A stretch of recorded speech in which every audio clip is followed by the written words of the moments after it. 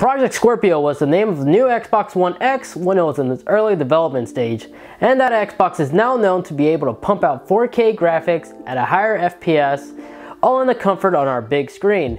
But for us who happen to own the last generation Xbox One, the Xbox One S, or the very first generation that strongly resembles a VHS box, we are now left with the question, should we upgrade? What does the new Xbox X has to offer on the table for us current owners? Or for somebody who's looking into picking up an Xbox One, are you better off getting the S or spend a little bit more and get the X? Well, for this video, I should have the answer for you, as we're taking a look at a side-by-side comparison to help you decide if it's a must-have upgrade or a pass. We'll be covering it all, from the graphics, specs, overall performance. Now, before we begin these tests, do yourself a favor, make sure you are subscribed to this channel, and while you're at it, make sure you like this video to allow me to produce more content like this for you guys. On to our comparison. Let's begin in going over the exterior, pointing out some of the big differences between the three Xboxes. We clearly see that the original Xbox One is the biggest out of the two, while these two are just about the right size to fit at any entertainment shelf. Both the Xbox One X and the S share a very similar size, but the X seems to be a little bit smaller at some angles. But the X is the heaviest. This extra weight is all thanks to the new vapor chamber that the Xbox X has. It runs a lot quieter and cooler than the other two Xboxes.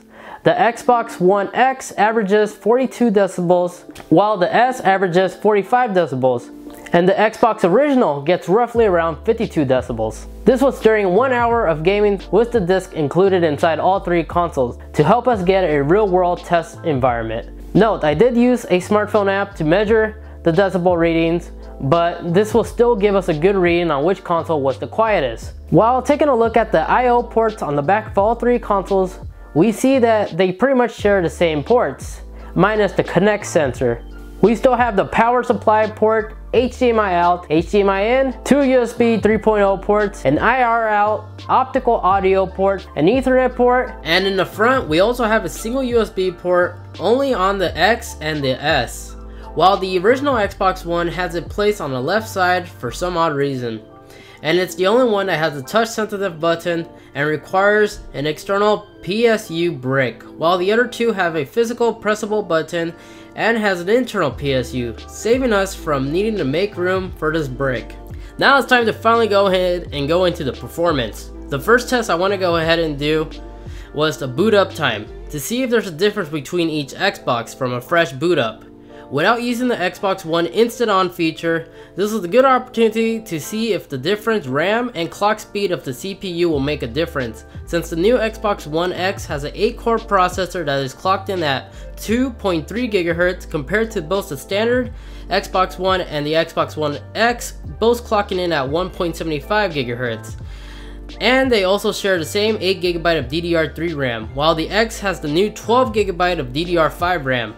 But even with that enhanced spec, the Xbox One lost by the S by 2 seconds in my test. The cause of the loss was possibly due to the Xbox booting up in 4K resolution, or maybe the firmware takes a bit longer, because as we saw, it had a different animation during the startup process. Or who knows, let me know down below what you think. And then the Xbox first gen finishes at a staggering 1 minute and 9 seconds. Jeez, I wonder how slow it was with the original firmware.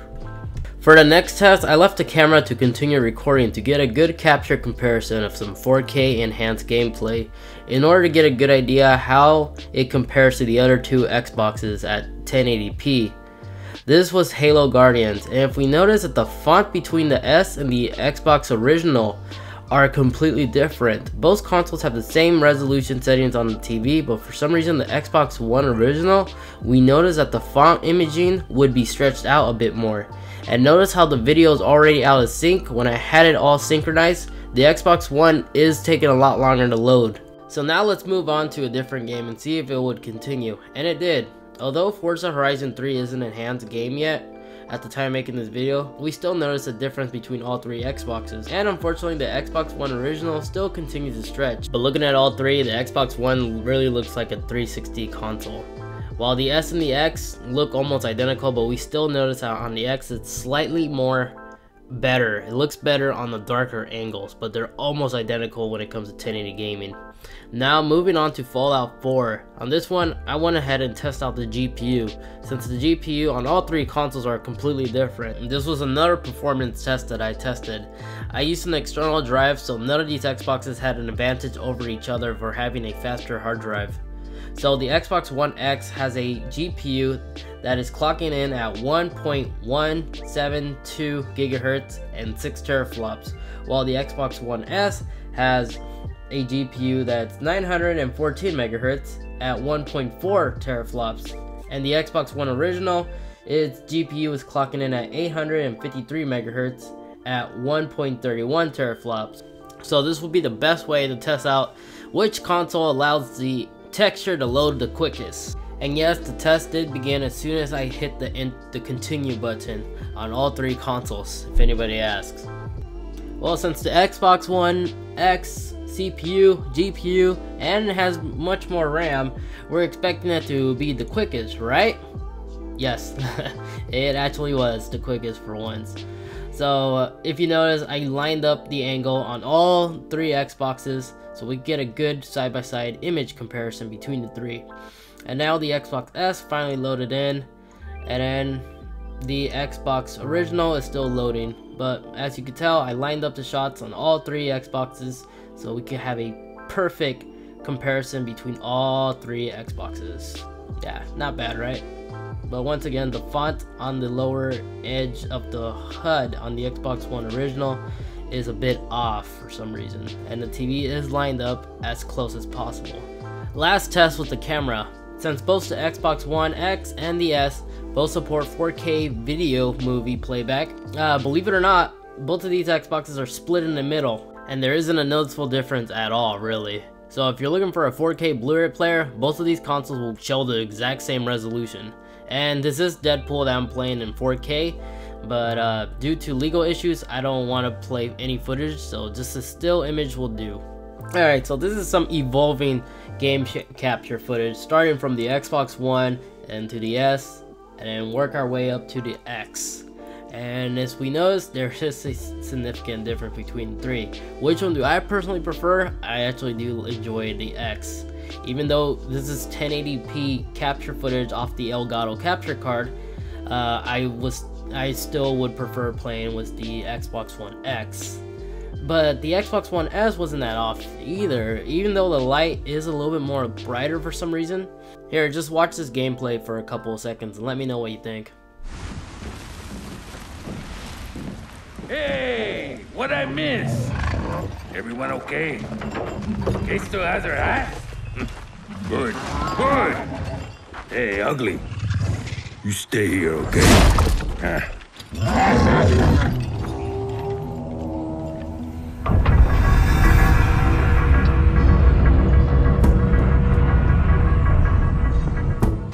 Well, there you guys have it. Time to wrap up the video. Yes, it's day 2 of filming if you're wondering why I'm wearing a different shirt. Let me know your thoughts, your opinion about all this. If you think you should upgrade to the Xbox X or if you're comfortably fine with yours.